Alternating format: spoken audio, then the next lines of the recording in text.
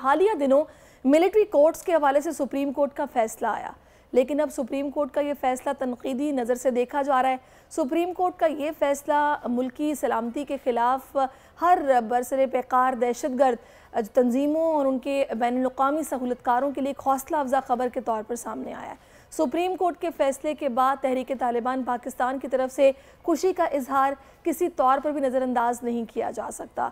दूसरी जानिब नाज़रीन ने एक और तवज्जो दिलाने की बात यह है कि माजी करीब में कुछ रिटायर्ड फ़ौजी हजरात अपने ज़ाती, माली और सियासी मफादात की वजह से फ़ौज के ख़िलाफ़ फर्जा सराई में मुलव्वस पाए गए हैं। अब सवाल ये है कि क्या सुप्रीम कोर्ट का ये फ़ैसला इस रुझान को मज़ीद तक़वियत तो नहीं देगा, क्योंकि अफ़वाज पाकिस्तान से मुंसलिक रहने की वजह से इन अफराद के लिए किए गए झूठे जो प्रोपेगेंडे और बेबुनियाद बातों को भी संजीदगी से लिया जाता है। क्या इनकी हर्जा सराई अफ़वाज पाकिस्तान और इससे मुंसलिक हसास इदारों को कमज़ोर नहीं करेगी? क्या हमारी सिविल अदालतें इन अफराद की सरकोबी करने की अहलियत रखती हैं? मज़ीद ये भी कि केसेस के अल्तवा की वजह से आज हमारी सिविल अदालतें दुनिया में 136वें नंबर पर हैं। क्या एक फ़ाल और मुस्तहकम निज़ाम वाले इदारे को एक फरसूदा और सुस्त रवि का शिकार इदारे के ताबे किया जाना अक्लमंदी करार दिया जा सकता है? इसी पर फ़हीम आज हमने बात करनी है। बिल्कुल जी, इसी पर बात करने के लिए हमारे साथ एडवोकेट याया फरीद भी मौजूद हैं, जो कि माहिर कानून है। उन्होंने हमें ज्वाइन भी कर लिया, उनसे बात करते हैं। अस्सलाम वालेकुम एडवोकेट साहब। सर अस्सलाम वालेकुम, thank you for calling me. वालेकुम सलाम। याया साहब, मसला आपके सामने है। अभी सैरिश ने उसे डिटेल में एक्सप्लेन भी किया है। मिलिट्री कोर्ट पर सुप्रीम कोर्ट का हालिया फैसला मुख्तलिफ तबक़ा हाय फ़िक्र के अफराद के लिए तशवीश का बायस बन गया है। सर, कानून इस बारे में क्या कहता है, आपकी क्या राय है?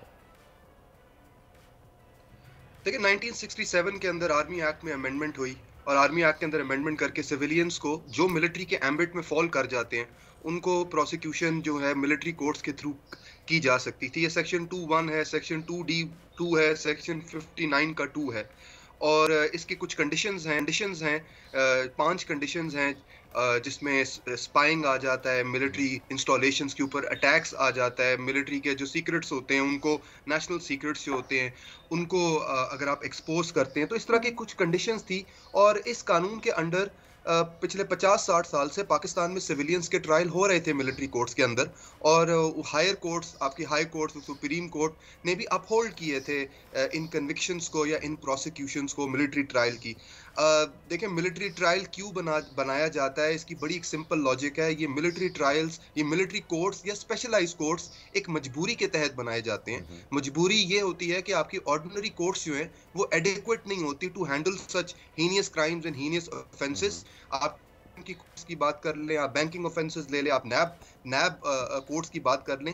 देखिए, पाकिस्तान पीनल कोड आपका एक ऑर्डिनरी क्रिमिनल स्ट्रक्चर है, लेकिन जब ऑर्डिनरी क्रिमिनल स्ट्रक्चर एडिक्वेट नहीं होता तो आपने एक पैरेलल जुरिस्डिक्शंस या पैरेलल प्रोसीजर्स को क्रिएट करना पड़ता है। जैसे आपने देखा, दहशतगर्दी की अदालतें बनाई जाती हैं, क्योंकि दहशतगर्दी के केसेस जो हैं वो आम अदालतों में नहीं चल सकते, ना जज भी खौफजदा रहते हैं, प्रोसिक्यूटर्स भी खौफजदा रहते हैं। इसी मजबूरी के तहत मिलिट्री कोर्ट्स भी आपने बनानी होती हैं, क्योंकि फेडरल गवर्नमेंट या स्टेट चाहती है कि इन ट्रायल्स को, जिसमें सिविलियंस जो है वो मिलिट्री के एम्बिट में फॉल करें, उन ट्रायल्स को एक्सपेडाइट किया जाए, उन ट्रायल्स का रिजल्ट जल्दी आए, ताकि सोसाइटी में एक डिटेरेंस क्रिएट हो और एक एग्जाम्पलरी पनिशमेंट हो, ताकि वो डिटेरेंस की वजह से कोई भी ऐसा सिविलियन जो एक्सपोज्ड है या प्रिवी है तो नेशनल सीक्रेट्स, वो उस नेशनल सीक्रेट्स का बाजार ना लगा दे। अब जो honourable supreme court of Pakistan का फैसला है, इसके सीरियस कॉन्सिक्वेंसेस हैं।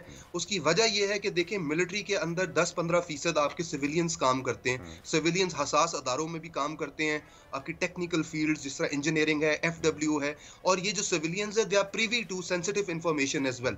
अब जो सुप्रीम कोर्ट की ब्लैंकेट इम्यूनिटी दी गई है सिविलियंस को फ्रॉम मिलिट्री कोर्ट्स, इससे प्रॉब्लम ये हो जाएगी कि कल जब सिविलियंस जिस तरह आज भी आप देखते हैं कि रिटायर्ड फौजी हैं, सिविलियंस हैं जो बाहर बैठकर पाकिस्तान आर्मी और पाकिस्तान के जो सेंसिटिव इंस्टॉलेशंस और एस्टैब्लिशमेंट्स हैं उनके खिलाफ बात करते हैं, आपके पास जो एक मेन रिकोर्स था फॉर एन एक्सपेडिशियस ट्रायल, वो ही खत्म हो गया है। आपको उनको कचहरियों में और आम अदालतों में लेके जाना पड़ेगा। अच्छा, और आपकी आम अदालतें, ये भी जानना चाहूंगी, मुझे बताइएगा, पाकिस्तान अपने मखसूस महल्ला वक़ू और बैनुल-अक़वामी और इलाकाई जो जियो स्ट्रेटेजिक अमामिल हैं उसके हवाले से बात की जाए तो दाखिली खारजी मामलात पर भी ये फैसला इसको इस तनाजुर में देखा जाएगा, क्योंकि हम ये देखते हैं कि सलामती के चैलेंजेस नबुर्द आज़मा हैं हम, और ऐसे में इस किस्म के फैसले आने से क्या नुकसान हो सकता है पाकिस्तान को?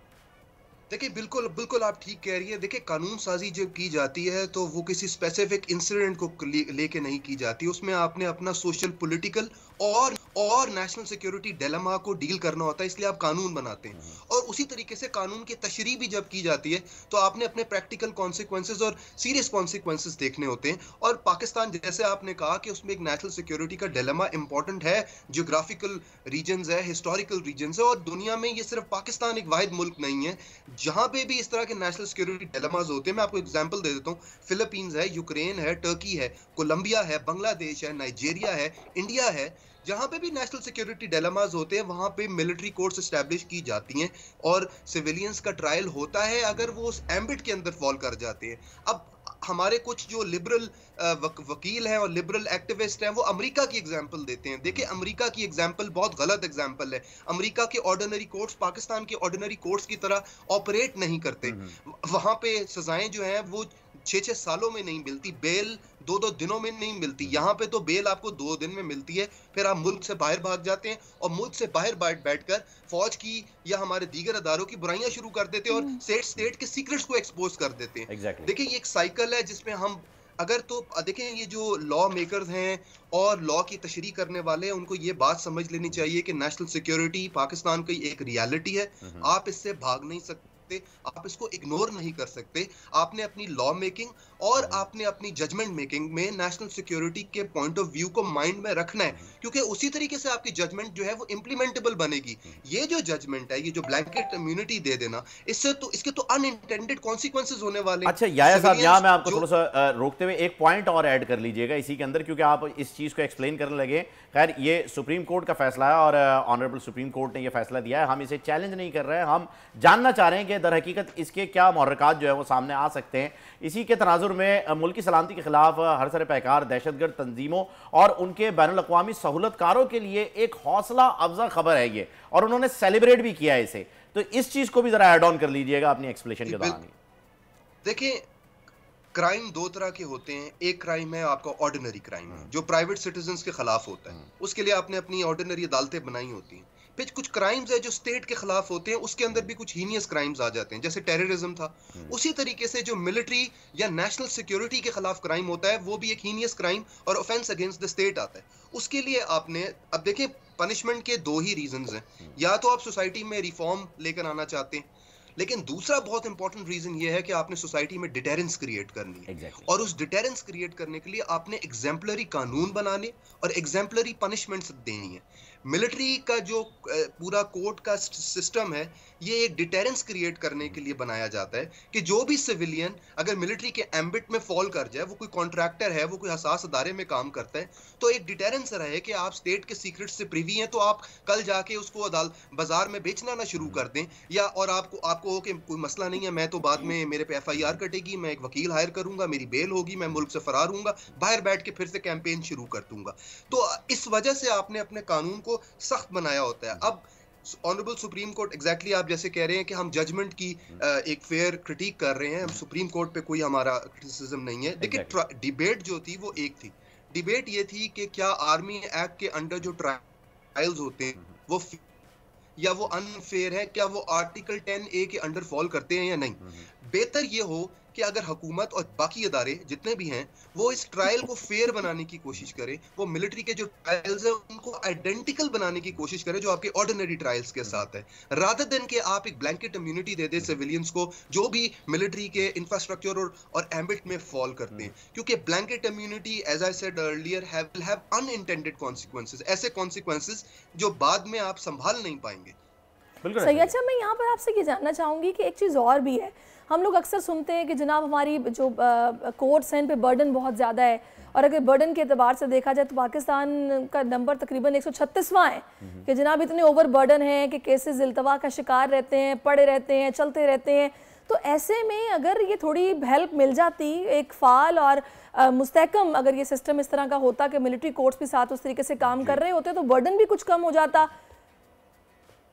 देखिए बिल्कुल, एक तो बर्डन एक रीजन है, दूसरी रीजन ये है कि आपको जो प्रोसिक्यूशन है वो एक स्पेशलाइज्ड प्रोसिक्यूशन करनी होती है। तीसरी बात ये है कि कुछ इन्फॉर्मेशन है जो सेंसिटिव होती है वो आप पब्लिक को डिस्क्लोज नहीं करना चाहते। अब जो मिलिट्री कोर्ट्स के अंडर ट्रायल होते हैं, फॉर एग्जांपल मैं आपको एक हाइपोथेटिकल एग्जांपल दे देता हूँ। एक सिविलियन जो हसास अदारे में काम करता है, वो उसके पास स्टेट सीक्रेट्स होते हैं और उस स्टेट सीक्रेट्स के ऊपर उसकी प्रोसिक्यूशन हो रही हो, तो क्या आम अदालतों में आप चाहते हैं कि आईएसआई और एमआई के वकील जाकर डिफेंड कर रहे हो और वहां पर एक डिबेट हो रही हो अबाउट योर नेशनल सीक्रेट्स? नहीं, वहां तो कुछ रीजंस होती हैं जिसकी वजह से डिस्क्लोज हो जाएंगे। बिल्कुल सही, आप सही बता रहे हैं। एग्जैक्टली।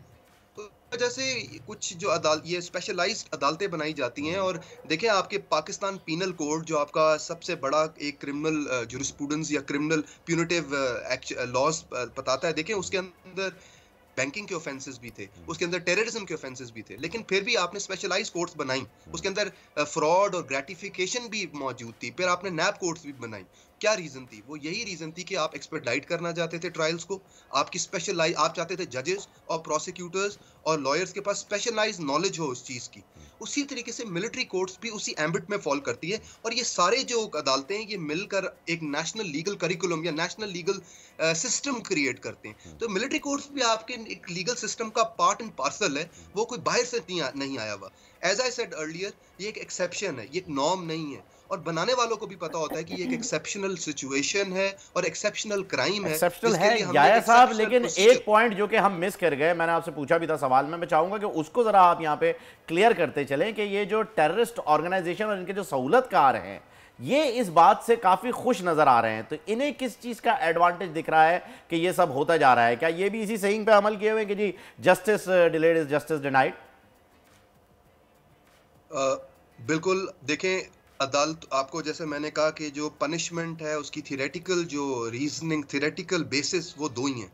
या सोसाइटी में रिफॉर्म क्रिएट कर लें या सोसाइटी में एक डिटेरेंस क्रिएट कर लें। वो डिटेरेंस ये है कि अगर आप इस तरह के क्राइम में फंसेंगे या इस क्राइम का पार्ट बनेंगे तो आपके खिलाफ ट्रायल, एक्सपेडिशियस ट्रायल होगा, 1 महीने में आपके खिलाफ सजा आएगी और आपको एक एग्जाम्पलरी पनिशमेंट मिलेगी। अगर तो ये डिटेरेंस आप निकाल देंगे तो जैसे भी वो अनासिर हैं जो इस लूप होल को एक्सप्लॉइट कर सकते हैं, उनके लिए तो ये एक अच्छी खबर ही होगी, उनके लिए तो ये एक वे फॉरवर्ड होगा। क्योंकि आपकी जो ऑर्डिनरी कोर्ट्स हैं वो तो दे आर नॉट केपेबल या they are not adequate to handle such heinous enemies या हीनियस क्रिमिनल्स। तो ये तो एक आपने लूप होल प्रोवाइड कर दिया।